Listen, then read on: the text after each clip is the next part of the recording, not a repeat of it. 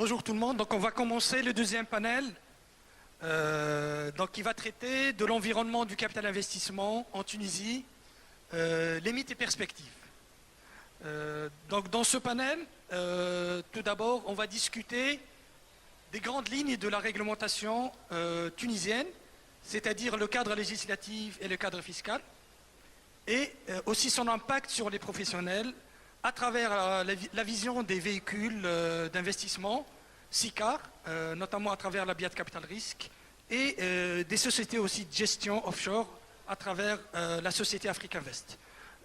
Avec M. Chrik, on va discuter de l'environnement du private equity en France et de la réglementation et de son impact sur les capitaux risqueurs français, et notamment avec les nouvelles exigences c'est-à-dire des directives AIFM, et aussi l'introduction d'un nouvel instrument financier qui est le SLP, c'est-à-dire la Société libre de participation. Sur le panel aussi, il y a le régulateur, le CMF, et on va c'est-à-dire voir avec le CMF sa vision sur l'évolution du secteur de private equity en Tunisie. Donc sur le panel, nous avons M.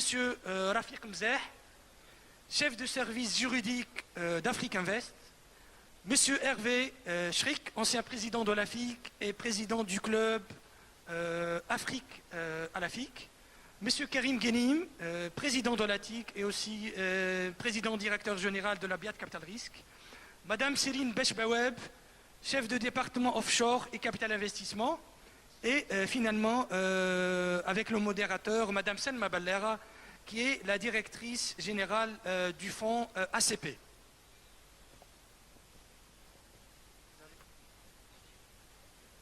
Bonjour, donc je suis Selma Ballera, comme l'a présenté Akram, donc directrice générale de la société Alternative Capital Partners. C'est une société de gestion de fonds d'investissement dont l'actionnaire de référence est le groupe français ACG. Donc je commence. Les différents panélistes ont été donc présentés par Akram. Je pense que ce n'est pas la peine de les représenter. Donc on va traiter du thème de l'environnement du capital investissement. On va parler de ses limites et de ses perspectives. En fait, la loi régissant le capital investissement a été promulguée en Tunisie en 1995. Depuis cette date, cette loi a été amendée et enrichie plusieurs fois, notamment par la création d'un cadre réglementaire pour les fonds communs de placement à risque et les fonds d'amorçage en 2005. Et le dernier amendement significatif a été effectué en 2011.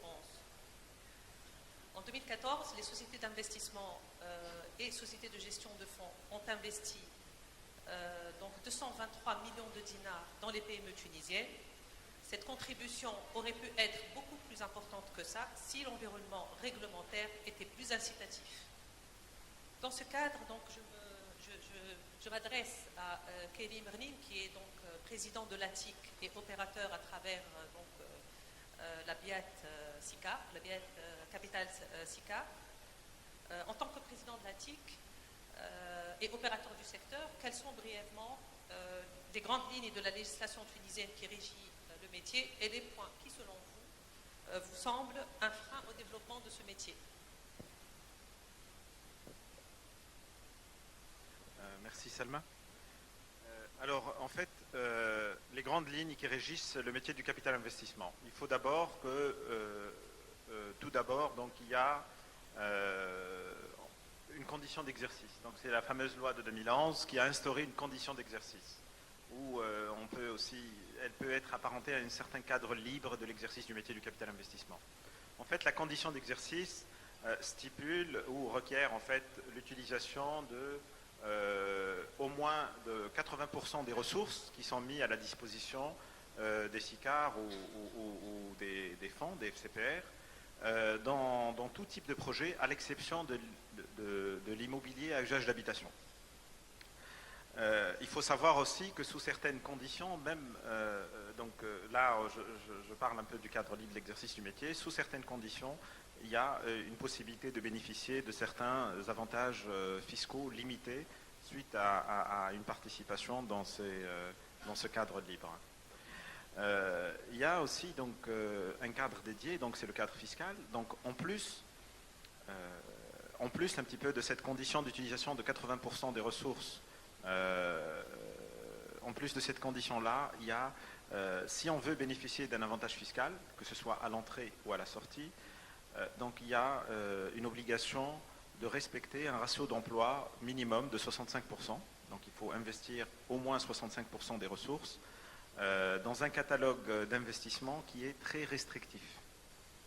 Donc il y a donc deux conditions à respecter. Une condition pour être considérée comme une SICAR ou un FCPR au sens large.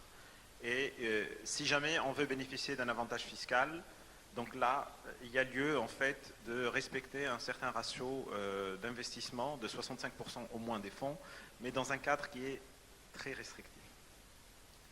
En fait, là, ce n'est pas réellement le problème. Donc déjà, c'est un problème le fait d'avoir un scope d'investissement assez réduit, sachant que 70 à 80% des fonds qui sont levés en Tunisie sont levés dans le cadre dédié.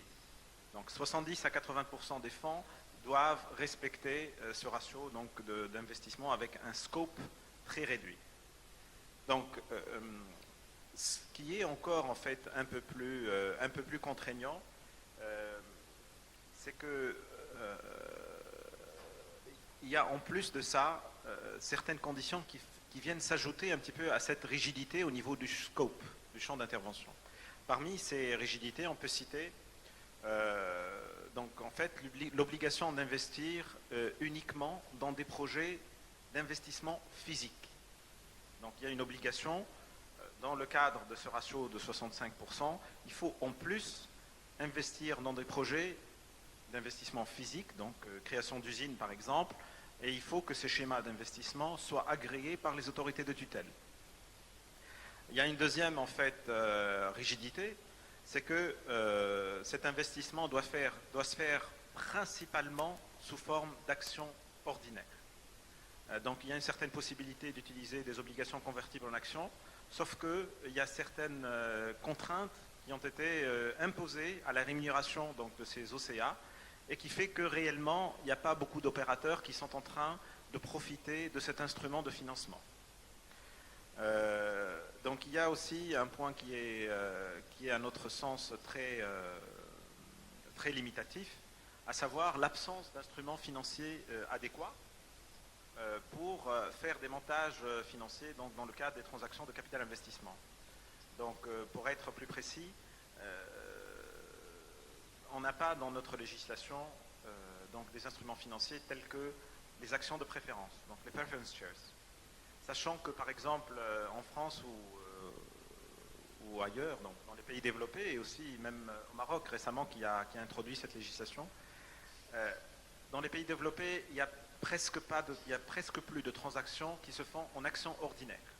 Donc toutes les transactions de capital investissement se font en utilisant des actions de préférence et non plus d'actions ordinaires. Il y a aussi, dans notre législation, on n'a pas les stock options. Alors que les stock options, c'est un instrument nécessaire pour que réellement on puisse aligner les intérêts entre les investisseurs financiers d'un côté et les porteurs de projets d'un autre côté. Il y a aussi l'absence en fait de vente de souscription d'actions aussi, qu'on pourrait l'utiliser comme un moyen d'alignement des intérêts. Donc tout ça, ce sont des instruments financiers qui nous manquent. Et au niveau de l'association, on a essayé depuis déjà 3 années on a amené des experts, on a présenté un rapport en fait sur la faisabilité technique.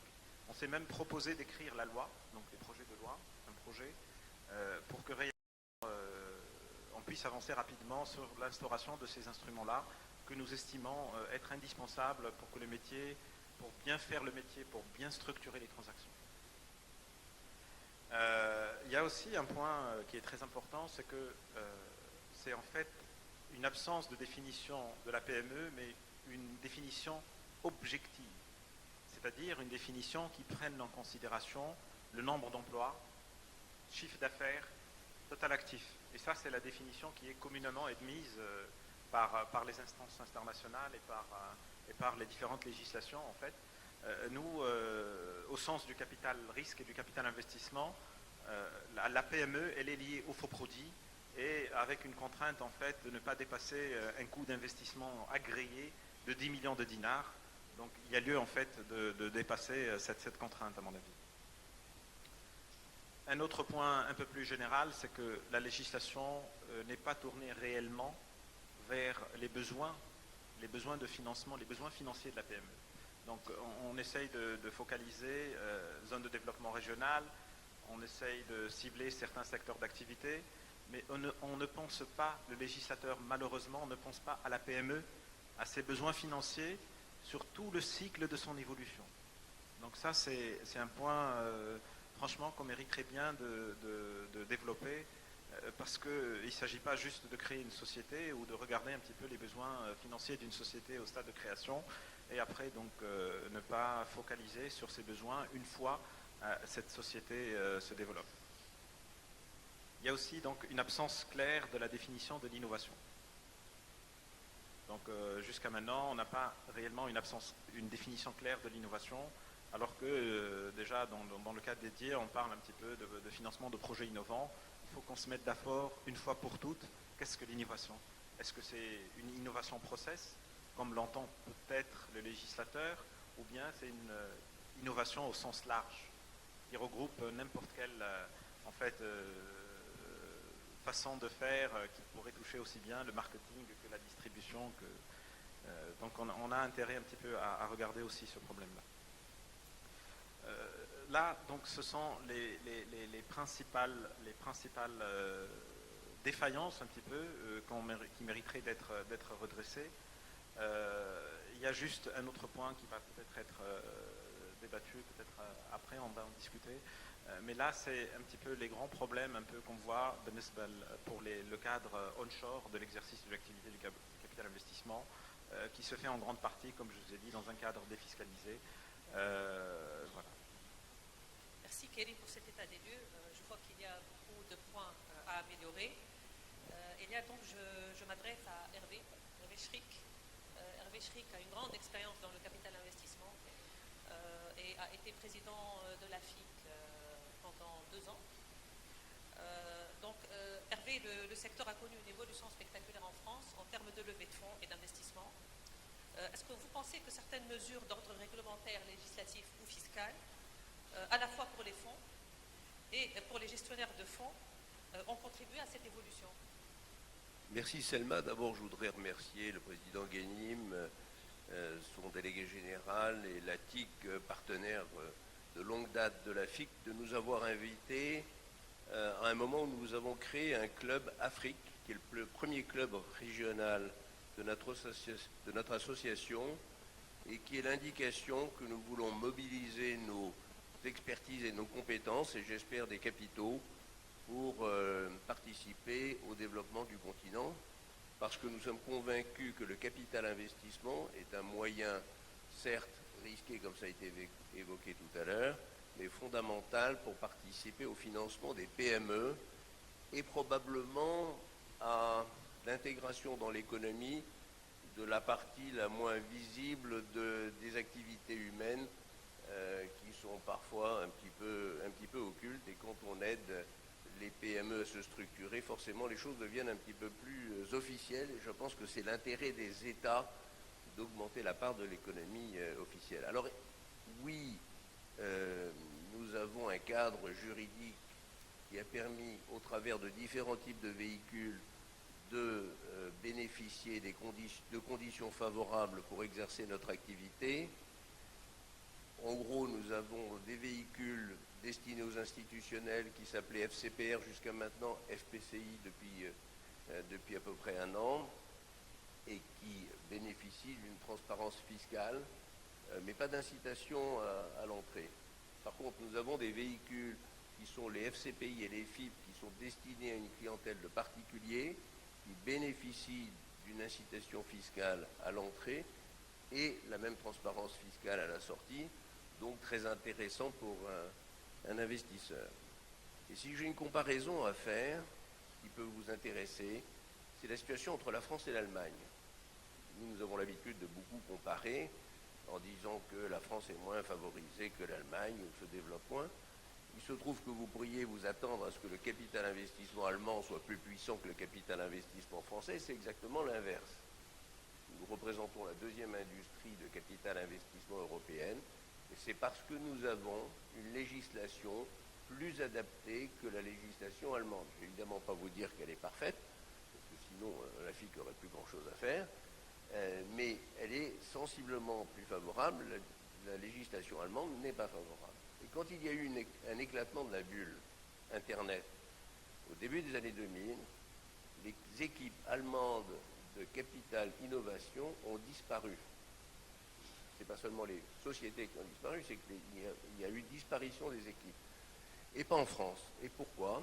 Parce qu'en France, on a mis en place en 1997 un dispositif fiscal qui permettait aux particuliers de souscrire avec une déduction fiscale sur l'impôt sur le revenu. Les gens sont très sensibles à ça, à condition de respecter un certain nombre de ratios. Alors là, pour le coup, nous avons un catalogue qui est assez complexe et qui avait tendance à changer tous les ans, donc ça n'était pas la partie la plus favorable.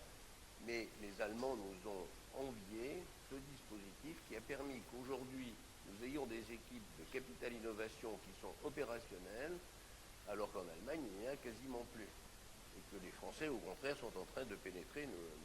Ma société que j'ai créée il y a 14 ans, maintenant, Xange est présente en Allemagne, à Munich et Berlin. Pourquoi? Parce que les conditions y sont à la limite plus favorables en termes d'investissement qu'en France, parce qu'il y a moins de concurrence, parce qu'il y a peu d'équipes allemandes. Donc je crois que si on veut une industrie forte dans le capital investissement, il faut avoir une vision de long terme. Ce n'est pas un cadeau qui est fait au fonds d'investissement. C'est vrai que nous n'avons pas de TVA sur les commissions de gestion, mais ça nous met au niveau indispensable pour éviter qu'il y ait des surcoûts qui ne sont pas appréciés du tout de la part des investisseurs internationaux. Nous essayons de nous mettre dans les conditions les plus favorables en termes de compétitivité, notamment par rapport aux anglo-saxons. Tout à l'heure, on évoquera une nouvelle évolution qui va dans ce sens-là. C'est un investissement de long terme. Pour les gouvernements, c'est évidemment un pari. C'est un pari sur la croissance. C'est un pari payant.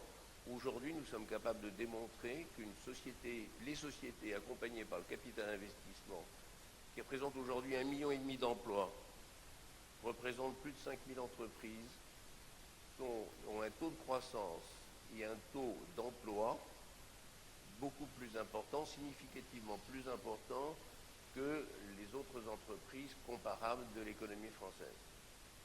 Donc tout ça, ça se résulte en quoi? En charges sociales, en impôts, en revenus pour l'État. C'est évidemment, dans un second temps, c'est évidemment indirect, mais c'est fondamental pour le soutien au développement économique du pays. Merci Hervé. Bon, je crois que pour cette comparaison, en fait, on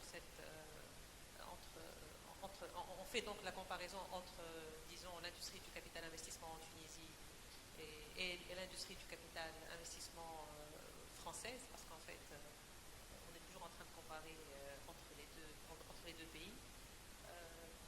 Donc là, je m'adresse à Rafik Mzeh. Africa Invest opère dans plusieurs pays émergents en Afrique subsaharienne et en Afrique du Nord, dont la Tunisie.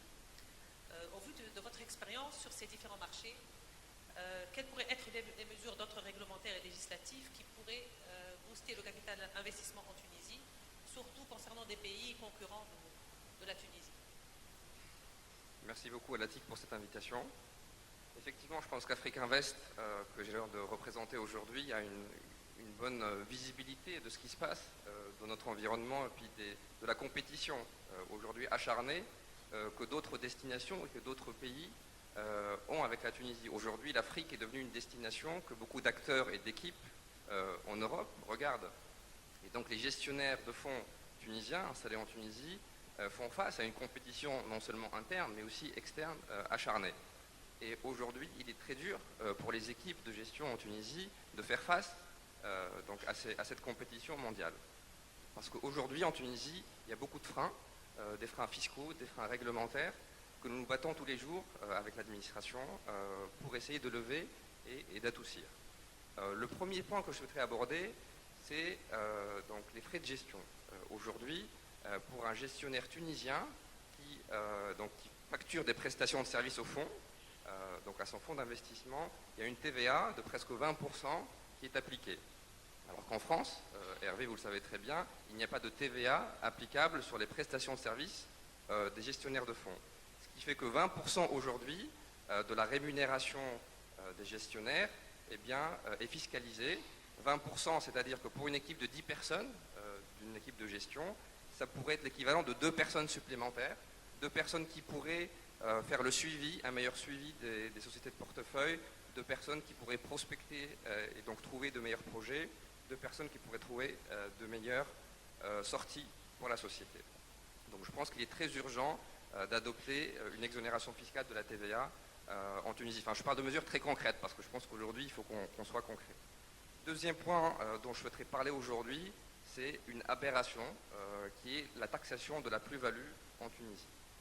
Je pense qu'aujourd'hui, quasiment la plupart des opérations, vous avez parlé de 70% aujourd'hui de l'activité de fonds d'investissement en Tunisie, des gestionnaires, se fait dans le cadre dédié, dans le cadre du catalogue, c'est-à-dire dans un cadre qui souhaite obtenir une exonération fiscale à l'entrée et à la sortie. Mais j'allais dire, c'est un catalogue qui est très restrictif et qui limite tout un pan de l'économie du financement. Et donc on se retrouve aujourd'hui avec des centaines de PME qui n'arrivent pas à trouver un financement parce qu'elles ne sont pas dans ce catalogue. Et donc pour attirer l'épargne vers ces sociétés-là, il faut qu'il y ait une exonération pour la plus-value de cession des fonds lors de la sortie. Aujourd'hui, et c'est Aziz Mbarak qu'on parlait tout à l'heure lors du premier panel, en France, il y a une exonération de la plus-value de cession du moment qu'on détient donc les actions dans la société au bout de 2 ans. Mais je dirais, il ne faut pas aller voir ailleurs qu'en Tunisie. Aujourd'hui, en Tunisie, lorsqu'on investit au-delà d'1 an de détention, vous êtes exonéré de plus-value de cession. Donc je dirais même ici, en Tunisie, il y a une exonération de la plus-value de cession sur la bourse. Très bien, pour la bourse, il faut garder ça, mais pour le private equity, imaginez un gestionnaire de fonds qui va payer ses équipes, qui va prendre un risque, qui va aller financer des PME, qui va assurer un suivi pour créer de la plus-value, et au bout de 5-6 ans de détention, on va aller le fiscaliser plein pot sur la plus-value de cession s'il ne fait pas partie d'un catalogue. Donc là, il est vraiment urgent pour l'administration tunisienne d'alléger cette fiscalité de la plus-value en Tunisie. Troisième point dont je voudrais parler aujourd'hui, c'est les ratios réglementaires qui sont applicables aux fonds tunisiens et au CPR. Aujourd'hui, il y a un ratio de diversification de 15%. C'est-à-dire qu'un fonds d'investissement tunisien doit diversifier ses actifs et donc ne pas s'exposer à plus de 15% du fonds dans un projet donné. Aujourd'hui, nous avons beaucoup d'investisseurs avertis, institutionnels dans les fonds, et qui connaissent très bien les sous-jacents et qui n'ont pas besoin de cette diversification. Et en plus, cette diversification, on ne la trouve pas en bourse, pour faire toujours le parallèle par rapport aux gestionnaires d'actifs boursiers. Donc il est vraiment urgent d'alléger ces ratios de diversification, en tout cas de les élever. Deuxième ratio dont je souhaiterais parler aujourd'hui, c'est les ratios d'obligations convertibles, dont Karim a parlé tout à l'heure. L'obligation convertible est un instrument très important pour nous en Tunisie, et aujourd'hui, on ne peut pas investir plus de 30% du fonds dans des obligations convertibles.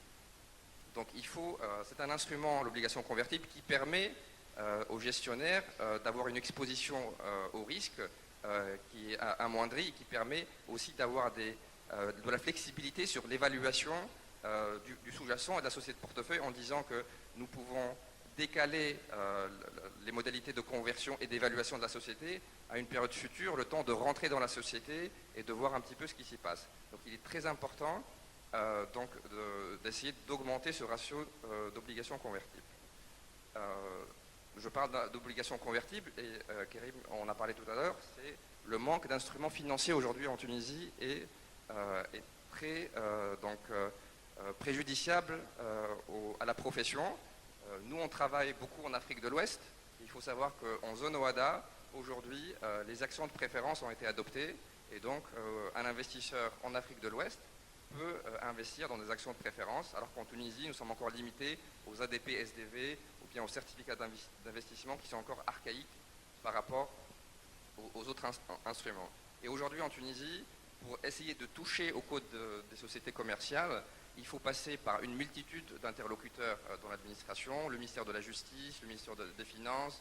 Donc on essaie de travailler avec eux, mais c'est vrai que les délais, et ça prend beaucoup de temps.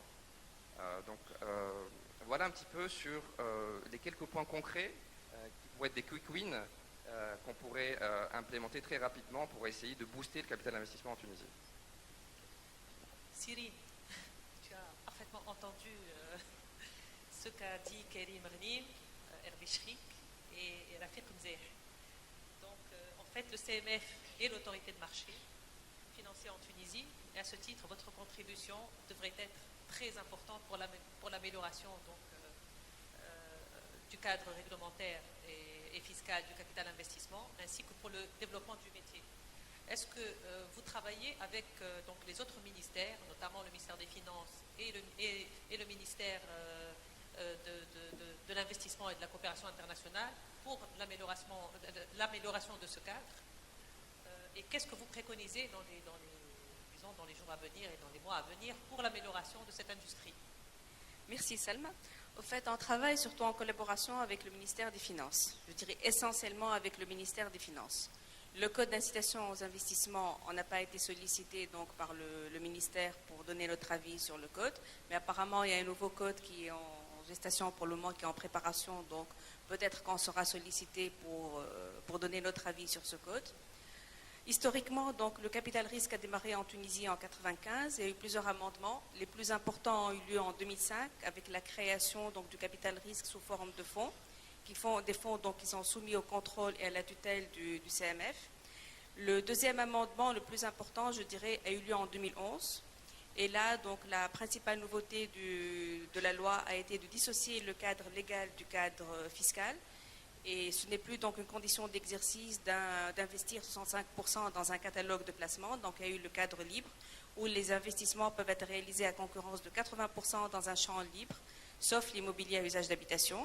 Mais en contrepartie, il y a eu des restrictions donc apportées par ce décret-loi de 2011. Nous sommes conscients donc qu'il y a encore beaucoup de choses à faire au niveau du cadre juridique du capital risque. Je citerai quelques pistes de réflexion. C'est notamment le ratio de 80% qui doit être revu à la baisse. C'est un ratio qui est exagéré à notre sens. Au niveau de la communauté européenne, je crois que ce ratio est de 60 ou 70%. Donc je ne vois pas l'intérêt de porter, surtout dans le contexte économique tunisien actuel, ce taux à 80%. C'est un taux qui est vraiment contraignant essentiellement pour les FCPR qui peut-être au bout de 4-5 ans d'existence ne pourront plus payer les frais de gestion ou les autres frais qui sont à la charge du fonds, puisque 20% c'est insuffisant pour payer toutes les charges qui sont à la charge d'un fonds. La deuxième piste de réflexion, c'est le ratio de diversification de risque dont a parlé Bafir tout à l'heure. C'est vrai que c'est un ratio contraignant. Nous préconisons en tout cas au niveau du CMF de garder ce taux de 15% pour les fonds qui sont destinés à des investisseurs non avertis, parce que là, c'est des investisseurs qui doivent être protégés. Et une des moyens de protection de ces investisseurs, c'est la diversification de leur portefeuille. Par contre, ce taux peut être élevé à 30, 35 ou même plus pour les investisseurs avertis, moyennant bien sûr que cette information soit portée dans le prospectus et le règlement intérieur. Surtout que la lacune du texte tunisien, c'est qu'en contrepartie, on peut avoir un investisseur lambda qui a un certain montant, que ce soit un petit montant ou un gros montant, qui peut le placer auprès d'un intermédiaire en bourse. Et cet intermédiaire en bourse n'est pas obligé donc de diversifier le portefeuille de son client et encore moins de placer dans des sociétés cotées.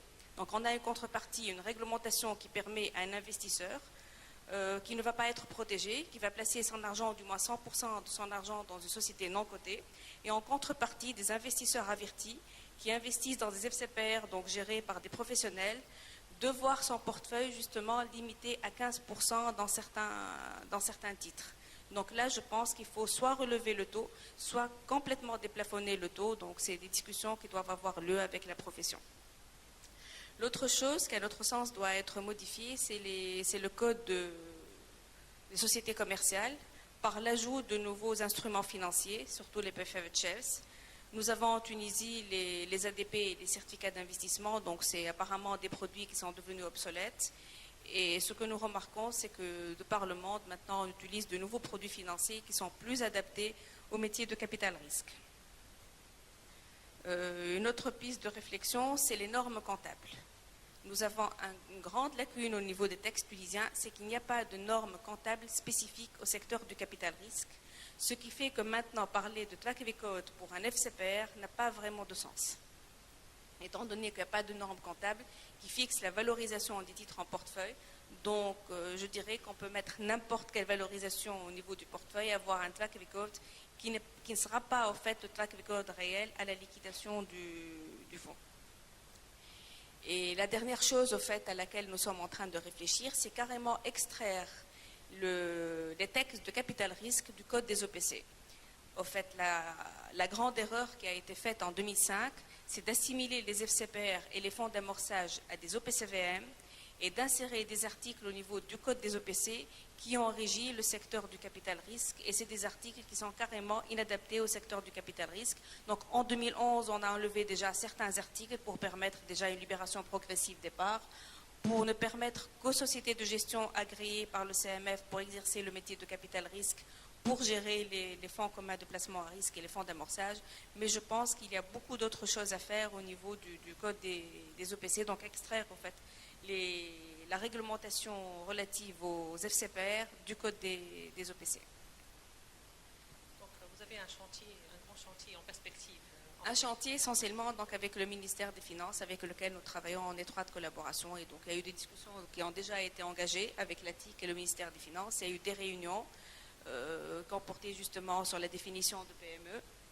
Le lien entre PME et FOPRODI, nouveaux promoteurs, donc apparemment ça va être revu au niveau du code d'incitation aux investissements. Donc il y a beaucoup de pistes de réflexion. En fait, nous sommes en train d'étudier dans des commissions les questions donc, qui ont été évoquées par Kevin Mernim tout à l'heure. Merci Cyril. Hervé, donc je reviens vers vous. En fait, en France, le cadre réglementaire vient d'être enrichi par un nouveau véhicule type Limited Partnership. C'est la société libre de participation, et qui cible plus particulièrement les investisseurs étrangers. D'après vous, qu'est-ce que ce véhicule va apporter au secteur du capital investissement en France? Alors, je crois qu'un des éléments intéressants, c'est que le gouvernement, dans des délais extrêmement brefs, s'est emparé de cette proposition que nous avons faite, d'enrichir notre dispositif d'un véhicule qui allait permettre de répondre aux préoccupations d'un certain nombre d'investisseurs étrangers qui ont l'habitude des limited partnerships du monde anglo-saxon, qui ne sont pas forcément basés en Grande-Bretagne, mais parfois dans ce qu'on a connu d'appeler des paradis fiscaux, et qui s'apparentent à des sociétés en commandite. Et donc nous avons une loi qui devrait être votée définitivement et promulguée au mois de juillet. Nous espérons que les décrets d'application vont sortir dans des délais très brefs juste après. Maintenant, d'ici juillet, il peut se passer un certain nombre de choses, mais pour l'instant, tout est bien engagé.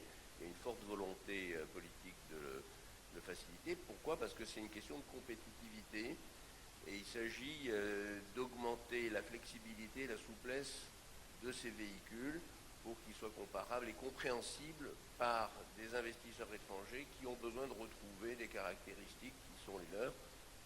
Par exemple, c'est un véhicule qui, contrairement aux OPCVM, va avoir la personnalité morale. Les FCPR, FPCI aujourd'hui ne l'ont pas.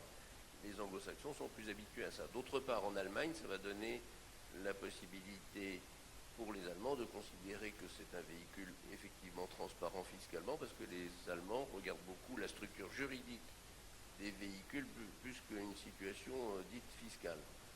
Et donc c'est indispensable, si vous voulez attirer des investisseurs allemands, d'avoir un véhicule de ce type-là. Je pense que c'est très intéressant. Ce véhicule va être très intéressant pour attirer des investisseurs étrangers. Rafik, est-ce que vous pensez que les investisseurs étrangers, particulièrement ceux qui investissent en Afrique, seraient intéressés d'investir en Tunisie, si un véhicule de ce type existait en Tunisie? Écoutez, c'est une bonne question, c'est une grande question. Pourquoi avons-nous créé un club Afrique? C'est parce que nous pensons qu'aujourd'hui les investisseurs ne sont pas assez mobilisés sur la d'une part au niveau compétences, d'autre part au niveau de l'allocation des capitaux. Nous pensons qu'il y a un potentiel, un continent en croissance. La Tunisie en fait partie. Après, c'est une question qu'il faudrait poser à des gens qui qui détiennent les capitaux et la clé des allocations d'actifs? Est-ce qu'ils vont aller sur la Tunisie plutôt que sur d'autres pays? On investit dans quoi? Dans des pays dont on a le sentiment que le cadre économique, réglementaire, etc. est favorable, suffisamment stable pour continuer dans la durée. On voit que les capitaux destinés à l'Afrique en général sont en forte croissance. Et vous avez un cas, je crois, entre autres, extrêmement parlant, qui est celui d'Africa Invest, que je connais particulièrement bien pour avoir participé à certaines aventures avec les fondateurs il y a une quinzaine d'années, et qui aujourd'hui est un acteur du capital investissement subsaharien. Donc je pense que la Tunisie a beaucoup de qualités et de caractéristiques qui devraient en faire un pays d'attractivité. Maintenant, il faut peut-être s'assurer que vous avez les dispositions qui sont favorables et qui donnent envie et qui facilitent le travail des opérateurs. Merci. Donc je repose la même question à Rafik. Merci Hervé, merci Salma. Effectivement, enfin, dans nos structurations de fonds, on est face à cette question de où est-ce qu'on doit domicilier nos fonds. Et je pense qu'il y a 4 facteurs importants qu'il faut qu'on mesure pour pouvoir mesurer l'attractivité de la destination Tunisie en tant que plateforme offshore pour que les investissements étrangers puissent venir s'installer et investir à partir de la Tunisie en Afrique. Premier critère qui est très important et qui est subjectif, qui est la réputation. Aujourd'hui, on est face à une mondialisation et aujourd'hui, on a eu quelques scandales qu'on a vus par exemple au Luxembourg ou dans quelques destinations qui ont rendu certains investisseurs frileux par rapport à certaines destinations. Donc aujourd'hui, avoir en place une loi contre le blanchiment d'argent et une loi sur la transparence financière est très importante. Bon. En Tunisie, nous avons une loi depuis 2006 sur le blanchiment d'argent. Sur le papier, elle est très bien, elle reflète très bien les critères du GAFI internationaux, mais en pratique, aujourd'hui, on a de la peine vraiment à l'appliquer et il n'y a pas vraiment d'éducation et de pédagogie qui est faite au niveau des banques par rapport à ça. C'est en train d'évoluer, mais la réputation financière est très importante et donc il faut un arsenal juridique curatif, mais aussi préventif, de formation et de sensibilisation de toute l'industrie financière par rapport à ça. Donc ça, c'est très important. Donc c'est la réputation. Deuxième critère très important, c'est la fiscalité pour attirer un investisseur étranger. Et la fiscalité, on voit dans certains pays qui en ont fait un sport national d'attirer les investisseurs étrangers. Ce qui importe, c'est le nombre d'accords de non-double imposition, parce qu'un investisseur ne cherche pas forcément à ne pas payer d'impôts, mais cherche à ne pas payer 2 fois les impôts. Et donc l'importance d'avoir des accords de non-double imposition entre la Tunisie et tous les pays où les investisseurs existent, on parle des pays européens, des Américains, où les fonds de pension aujourd'hui sont installés en Europe, aux États-Unis, il faut donc développer des accords de non-double imposition qui soient avantageux et idéalement qu'il y ait une imposition en Tunisie. C'est que l'accord de non-double imposition dise, eh bien, l'investisseur qui viendra ici sera imposé en Tunisie avec un taux préférentiel. Donc du coup, il n'aura pas à payer dans son propre pays une imposition, mais il paiera cette imposition en Tunisie. Donc ça sera d'une pierre deux coups pour la Tunisie. On attirera les investissements, mais on pourra les fiscaliser en Tunisie.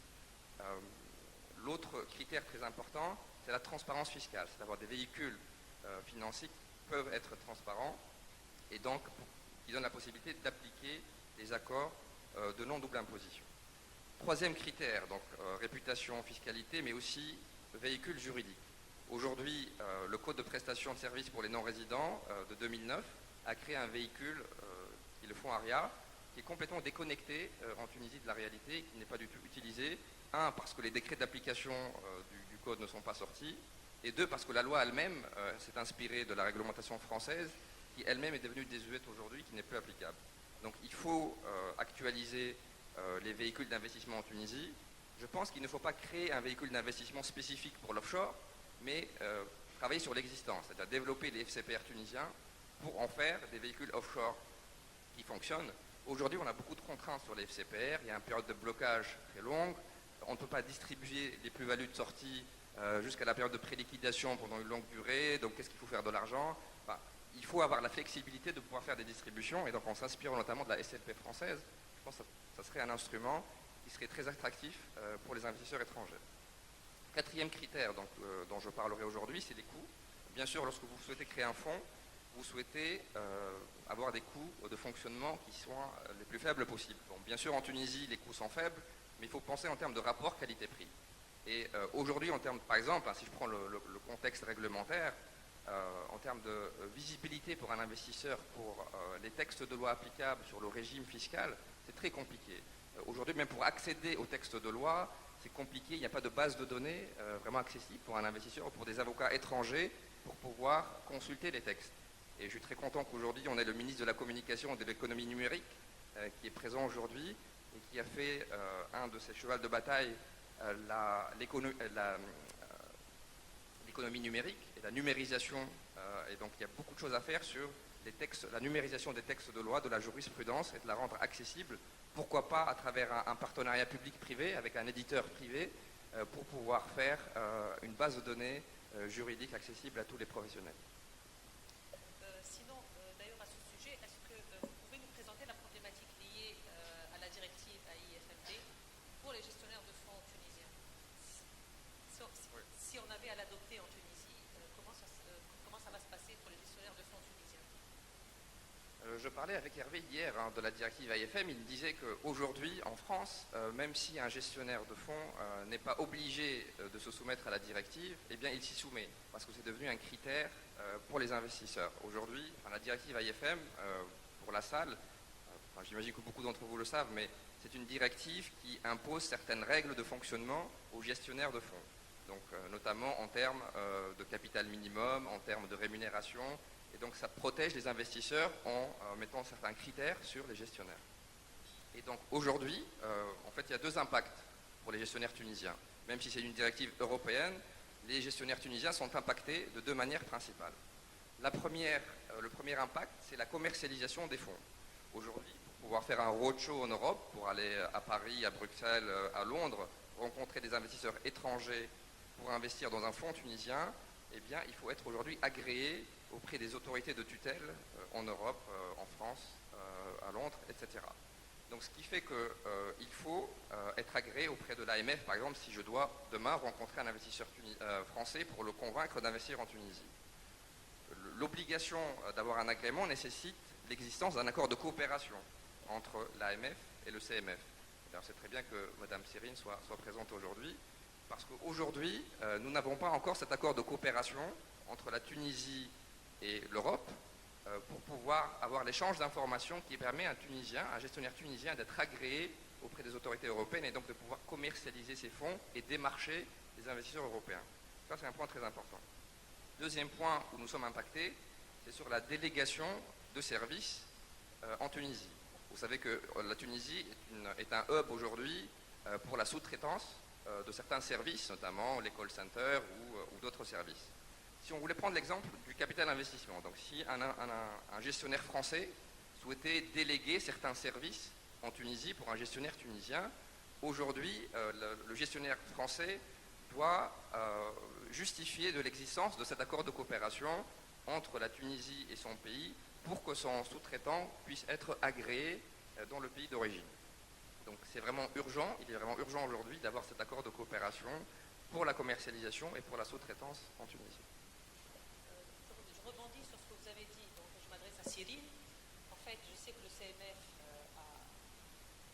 a des discussions en ce moment avec l'ESMA pour l'adoption de cette directive AIFM. Où est-ce que vous en êtes au niveau des discussions?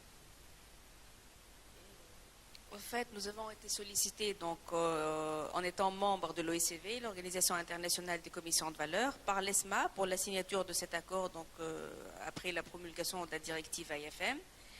Et enfin, la lecture de cette convention a suscité de la part du CMF quelques remarques, 3 ou 4 remarques en gros. Nous sommes en discussion donc, avec l'ESMA pour la prise en charge de ces remarques qui apparemment ont été acceptées. Et donc il y a encore 2 ou 3 étapes et cet accord sera signé donc incessamment. Donc ça ne va pas être tardé à signer, ce qui permettra donc aux gestionnaires tunisiens de commercialiser leurs fonds en Europe ou de se voir déléguer justement des missions de gestion en Tunisie. Mais on a entamé justement les discussions depuis 2014, mais c'est vrai que c'est un processus qui est un peu long parce qu'il y a des échanges de courriers donc, entre la Tunisie et l'ESMA. Et donc ça a pris un peu de temps, c'est vrai, mais ça va se faire incessamment. Et sinon, pour le cadre réglementaire pour un véhicule offshore ou un véhicule type Limited Partnership, est-ce que vous êtes en train de préparer un cadre dans ce sens ou est-ce que vous êtes avancé? Est-ce que vous êtes au tout début? Il y a eu donc le code de prestation de services financiers en non-résident qui a été promulgué en 2009, mais je pense que ce cadre est devenu obsolète, qu'il faut le changer justement. Il faut parler aux investisseurs internationaux leur propre langage. On ne peut pas leur proposer des produits qui sont devenus obsolètes dans leur pays d'origine. C'est un code au fait, qui ne fait pas la différence entre OPCVM investi en bourse et FCPR, donc c'est un cadre commun aux deux. Donc on va rencontrer les mêmes problèmes que nous rencontrons actuellement dans le cadre onshore, avec un cadre qui est donc commun aux deux secteurs. Les fonds experts, c'est des fonds ARIA, donc c'est des fonds qui existaient dans la réglementation française et qui n'existent plus dans la réglementation française. Donc maintenant, il faut parler en termes de fonds alternatifs. Autre chose aussi à modifier, c'est il faut rajouter tout ce qui est offshoring. C'est un code qui ne prend pas en charge tout ce qui est offshoring. Et surtout introduire les notions de limited partnership, general partnership, justement pour parler le même langage à l'international des investisseurs internationaux. Merci. Donc c'est un projet en cours. Et c'est pour ça d'ailleurs que les décrets d'application ne sont pas encore promulgués, parce qu'on hésite soit un toilettage du code de prestation, donc services financiers en non-résident, et à ce moment-là, donc le code va être touché, et par la suite, il y aura la promulgation des décrets d'application, soit carrément refaire le code. Vous avez une idée sur les délais? Avec le nouveau ministre, je pense que ça va être fait rapidement, parce que vous savez, il y a une succession de ministres, donc à chaque fois, nous retravaillons, après c'est mis de côté, après ça ne fait pas partie des priorités, après ça fait partie des priorités. Donc là, je pense que les discussions donc, ont été entamées il y a 3 ou 4 mois et je pense que nous allons travailler donc, sur ça incessamment. Merci Céline. Donc je reviens vers Kérim, je pense qu'on n'a plus tellement le temps. Est-ce que tu pourrais conclure un peu donc, les grandes lignes qui se sont dégagées de ce panel et mettre en place des recommandations si tu entends? Alors, en fait, je vais essayer de faire un wrap-up un petit peu de ce qui a été dit, mais il y a beaucoup de choses qui ont été dites, donc je vais essayer de résumer. Parmi les premières recommandations, en fait, c'est permettre au SICAR FCPR de financer donc, les sites d'exploitation de l'EBFR, par exemple, parce que, comme j'ai mentionné précédemment, il y a cette obligation qui pèse un peu sur le cadre dédié, qui accapare quand même à peu près 70 à 80% des volumes investis par le capital investisseur en Tunisie, et qui oblige un peu à ce que ces investissements soient canalisés vers des projets d'investissement, des investissements physiques. Donc il faudrait qu'on se détache un petit peu de cette vision et de penser réellement à l'entreprise, à la PME et à ses besoins financiers. Et parmi les besoins financiers de la PME, il y a le financement du besoin en fonds de roulement. Donc ça, c'est la première recommandation. La deuxième recommandation, c'est de revoir la définition de la PME au sens du capital risque, pour qu'elle soit une définition objective qui prenne en considération des critères objectifs qui ne sont pas en relation avec des notions comme le faux produit, par exemple, ou un coût du projet. Troisième recommandation, c'est l'encouragement, le développement de l'innovation au sens large, et qui commencerait d'abord par l'instauration d'une définition claire de l'innovation.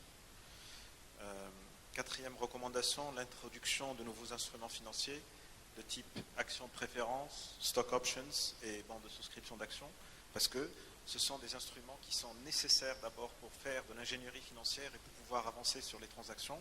Et puis, ce sont des instruments en fait qui sont là pour aligner les intérêts entre investisseurs et entrepreneurs.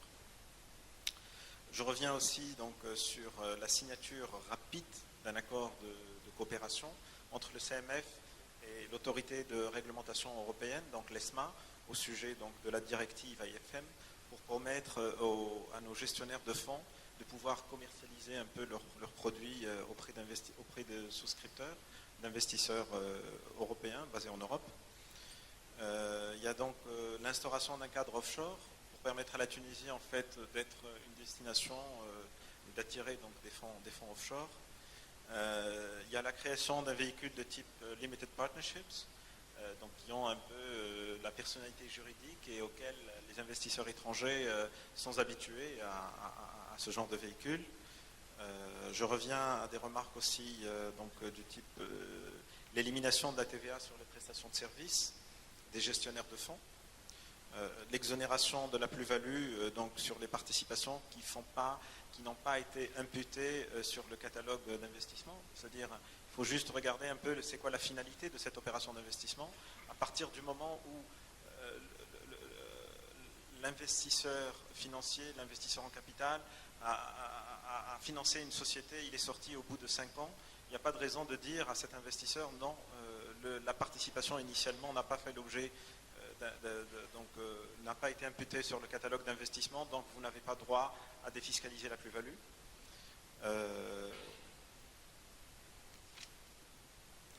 Donc l'augmentation du ratio d'utilisation des obligations convertibles en actions à plus de 30%. Il y a aussi diminuer le ratio d'investissement, le ratio d'investissement de 80%, la condition d'exercice, je viens d'en parler au départ, donc qui exige un peu que les ressources, toutes les ressources des SICAR et des FCPR soient utilisées, soient investies à hauteur de 80%. Donc de part déjà, vous avez parlé, Salma, qu'en Europe, en fait, dans la majorité des réglementations, dans la plupart des réglementations, ce ratio serait entre 60 et 70%. Donc le fait d'imposer un ratio de 80% pourrait en fait ne pas permettre à certains gestionnaires de FCPR de couvrir toutes les charges. Le fait d'imposer des normes comptables spécifiques au private equity. Le fait d'extraire la réglementation relative au FCPR du code des OPC.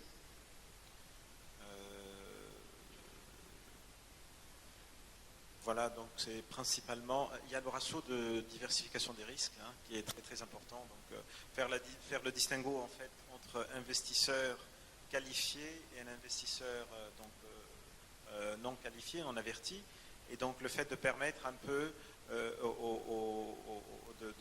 de dépasser un peu ce ratio de diversification et donc d'aller au-delà de 15% dans une seule participation sur un fonds, lorsque le fonds est souscrit par des investisseurs qualifiés, avertis.